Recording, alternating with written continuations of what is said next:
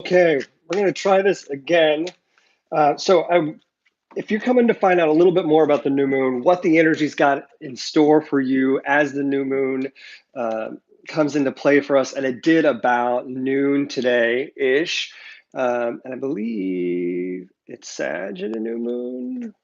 Anyway, hey Pamela. So I hope it looks normal now. I've just got a big bright light because I don't know if it's going to work or not.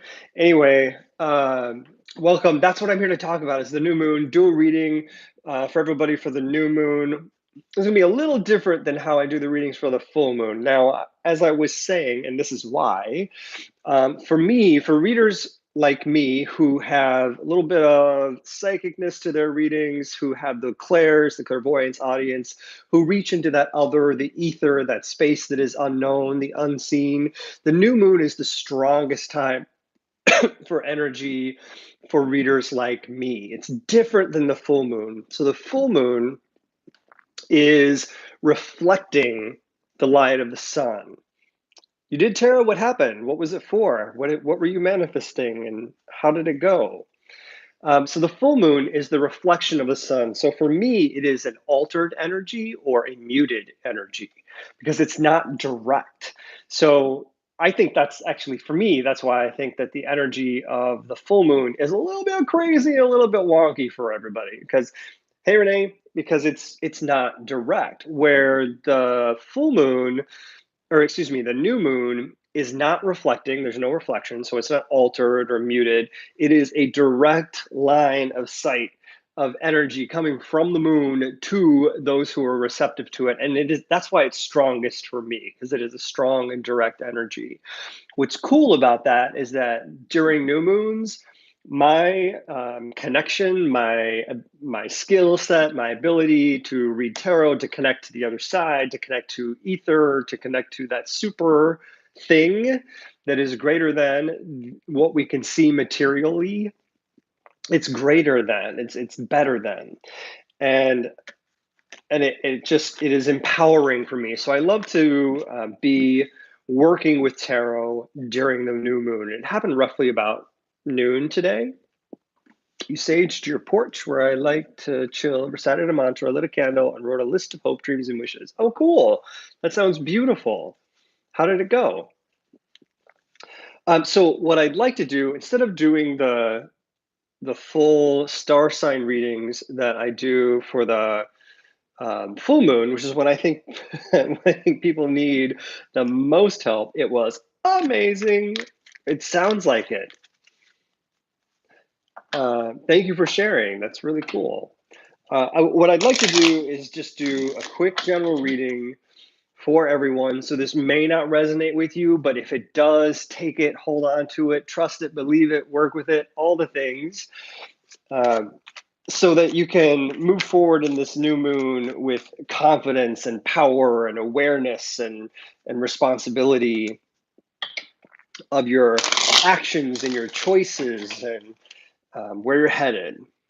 So this would lie on top of any other readings that you've been doing, any other readings you've been paying attention to. Yes, Pamela.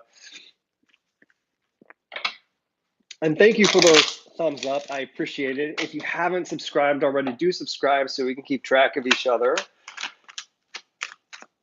And those thumbs up not only tell me that this is helpful for you, but it also gets it in front of other people. So I really appreciate when you do those thumbs up because it shares the broadcast on other people's feeds. So I'm using today, thank you for that. I'm using today the Marielle Tarot, which is one of my favorite decks. And it's a beautiful deck for the new moon because the artistry is exciting and new. It is a strong manifested energy just within its own self. I'm just going to pull two cards. And the reason I'm pulling two, in case it matters, is it's November. It's the month. It's the 11th month, 1 and 1. And I want to see the dichotomy of what's going on in the month. So we're going to pull two just to understand what are those poles in the month of November during this time of the new moon that we should be aware of. and they're both wands. So we've got the Ace of Wands and the Five of Wands. Now these are, how do I, it's kind of what it looks like. Because to me, I see them left to right, and you're seeing them left to right this way, but it's a little different. I can't make them look like how I want them to look. Oh, you know what I can do? Watch this. So that's what they look like to me.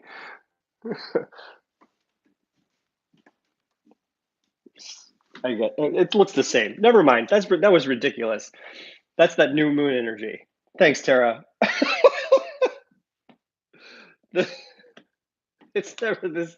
It's gonna look on the right, but it looks on the left to you. I can't help it. I thought turning around would help, but no. That's just nuts. I'd have to. Watts fire, baby. Yeah. Oh, you know what I could try? Wait, watch this. That's what it looks like.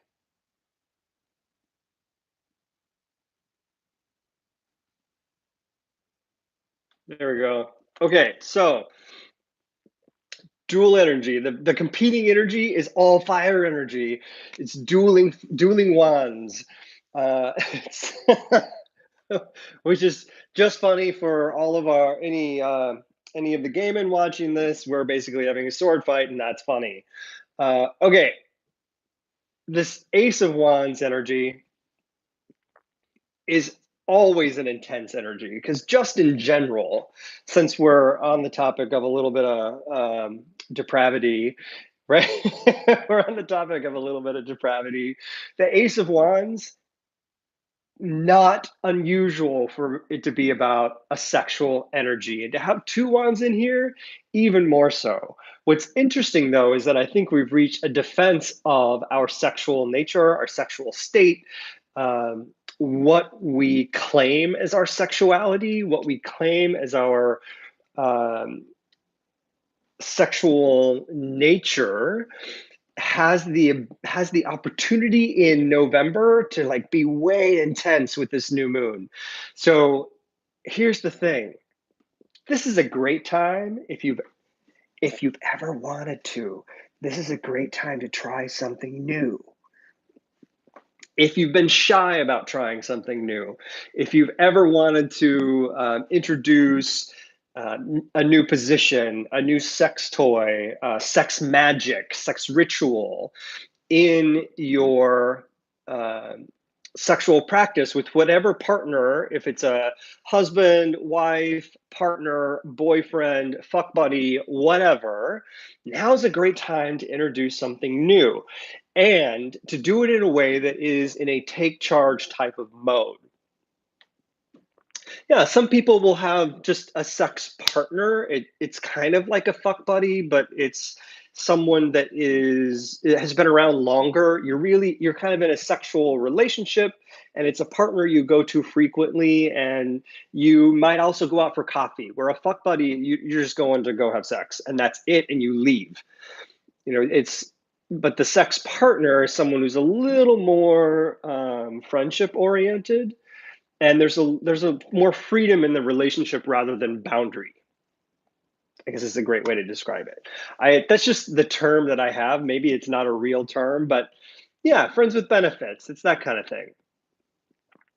Because it doesn't have the boundary of fuck buddy where you slam bam and you're done. So in any of those relationships, this is a great time to introduce something new. If you're someone who has been in a relationship for a long time, this is a great time to introduce something new. If you've ever thought, I should be the one to initiate sex today, this is a great time for you to initiate sex. If you've ever been thought that you could be a receptive partner and you're normally not, that in itself is a new practice. And it's a great time to introduce that as something new. If you're someone who, and this goes for the cis heterosexual males out there, if you haven't tried being receptive in any way, now is a great time to try being receptive and introduce the active to another partner so that it is something new. So it is time for some fun sex in November. So what's the other side of that? What's the dichotomy? What's the um, unseen or shadow side of what's going on in November? That's our Five of Wands card. The thing that's interesting to me about this, if you noticed in our original card, the head of this beast is a lion, just like what's in this card. However, this lion is like out of control, insane, loving what is going on. Not always loving, but in this case, yes, this is basically the most intense orgasm this lion has ever had, right? Because it's something new and wow, now I want to do that again kind of lion. This lion is like, oh shit, I'm not ready for all this. I gotta run. It's like the cowardly lion, but he's still a lion. So he's got this intense energy about running away from all of that. So the shadow part is the fear. The shadow part is that other people are going to see what you're up to. Other people are going to see who you are if you make this foray into something new.